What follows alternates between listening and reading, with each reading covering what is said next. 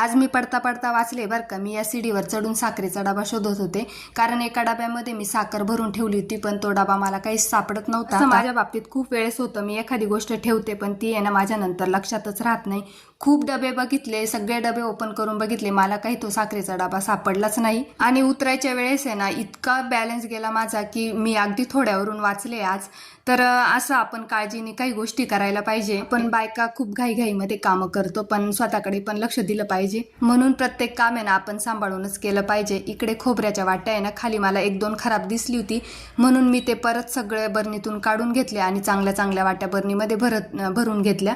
आणि या वाट्या आहे ना सारख्या खराबच होत असतात, पण माझी आहे ना कायम अशी 8 दिवसातून 15 दिवसातून मी त्या स्वच्छ करत असते। पण इतक्या काही खराब झालेल्या नव्हत्या, अगदी 2-3 वाट्या खराब निघाल्या त्याच्यामध्ये, त्या पण मग सगळं आवरून घेतलं, वाट्या वगैरे भरून ठेवल्या बरणीमध्ये।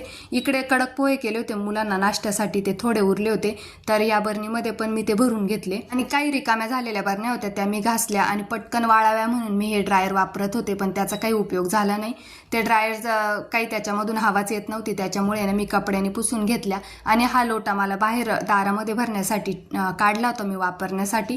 इकडे चहा पावडर काढली डब्यामध्ये भरायला, पण तो डबा काही पुरलाच नाही। परत दुसरा डबा काढला, त्याच्यातही काही पुरली नाही। शेवटी आहे ना म्हटलं जाऊ दे, आता आहे ना एक मोठा डबा काढावा चहा पावडरसाठी। सोडा पण मी एका छोट्या काचेच्या बरणीत भरून घेतला आणि चहा पावडरसाठी मोठा डबा काढला, पण तो मला आता घासायचा होता, कारण तो खूप दिवसाचा घासलेला नव्हता, मग मी घासायला टाकला तो। तर चला मग सगळ्यांना बाय।